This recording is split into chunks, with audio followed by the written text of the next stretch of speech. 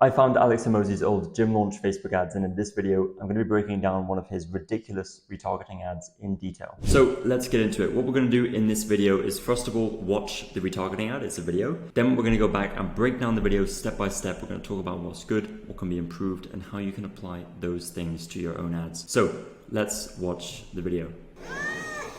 Hello there. I see that you filled out a 12-question application form, and yet you didn't schedule a call. How odd. Now, if you're not in the habit of starting things that you don't finish, but it was really just because the internet was slow, today it's feeling extra fast. So, if you want to complete what you started, and you want to go to the next page, and get to the next level, and schedule a call, instead of being odd, then you can do that, and we will be there, ready to field your call, so we can help you transform your gym in as little as 30 days. Or, you can keep seeing ads like this. No choice. So let's start with the first 3 seconds. The first 3 seconds of any video ad is called the hook. And the reason why it's called the hook is because you are hooking your viewer in to watch the rest of the video. Now, this is a great hook because there's a pattern interrupt in the way the video zooms into Alex. And, straight away what you're thinking is, what is going on here? There's a man with a weird mustache lying on a bed stroking a fluffy pillow. I have no idea what's going on, but I want to keep watching to find out, right? So after the hook, which is the first 3 seconds, Hormozi gets right into the video by calling out the audience, right? He says that I see you filled out a 12-question application form. And this is a retargeting ad, right? So if I filled out this 12-question application form that he's referring to, then I know he's talking directly to me, right? There's another thing that's happening subconsciously here, and it's when someone uses humor, it lowers your guard. So you're not like, oh, this is an ad, I'm going to skip it. Instead, you're like, this is entertaining, I'm going to keep watching, even if he tries to sell me, right? And because Alex Hormozi was the one who was selling you directly on his service, it's smart that he's not afraid to put himself out there and show more of his personality. Because ultimately the prospect was going to be doing business directly with him. So using humor and showing your personality makes it more likely that your prospect will get to like you and trust you. And that gives you a higher chance of converting them into a customer. So in your own ads, don't be afraid to use humor and show your personality to entertain your prospects. Another thing to note while watching this video is that Hormozi is wearing a hat that is obviously speaking to a specific demographic. And when running Gym Launch, Hormozi knew exactly who his ideal customer was, so why not wear something that's going to grab their attention? And as we continue to go through the video, Hormozi continues to disguise the pitch to come back and book a call using humor, right? And then towards the end of the video, Hormozi tells the viewer that they will keep seeing ads like this one if they don't book a call, again using humor, but still telling them that he's not going to stop trying to get them on a call, right? The copy that went with the ad was very congruent, which is something I recommend you do. And the format of this copy is actually a format that Hormozi used across a lot of his gym launch ads. We see like some other ads right here. It's a very similar format, right?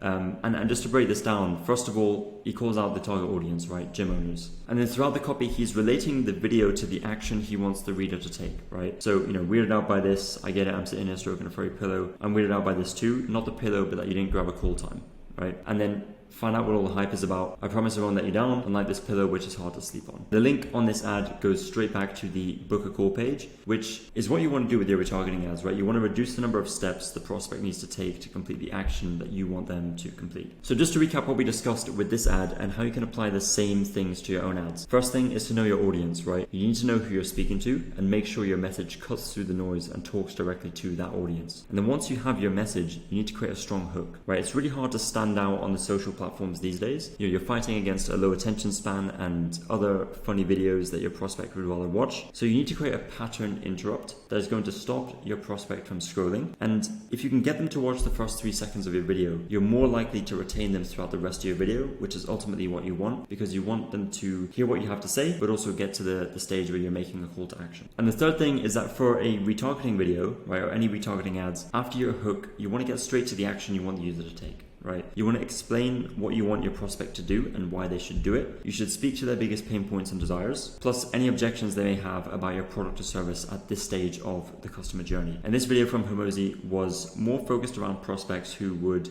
just have forgot to book a call because maybe something came up. So this ad serves more as a reminder, but sometimes what you need to do in your retargeting ads is overcome objections that your prospect has to get them closer to making a purchase. The next thing that we spoke about is don't forget to have a call to action at some point throughout the video and at the end. Hormozi's video, as we saw, used an end card with the CTA, which is a black screen with text, as we saw here. And what you want to do is you don't just want to have the call to action at the end, because not there's not a lot of people who are going to reach the end of your video. So you're going to want to have call to actions throughout the video. And what that will do is it will increase your click-through rate, which is the percentage of people who are clicking on your ads. And therefore, you'll have a bleed-through effect on the number of calls or the number of sales that you're going to get from that ad. The next thing to note is that your video should be edited in a way so that any cuts in scenes are fast. And you can notice how Hormozi had parts of his video where, they were zooming in and out, they were putting text on the screen, right, for certain words that he was saying, and that's good because it keeps the viewer engaged, right? You need to give your viewer new things to look at, otherwise they're just going to lose interest. So with this video,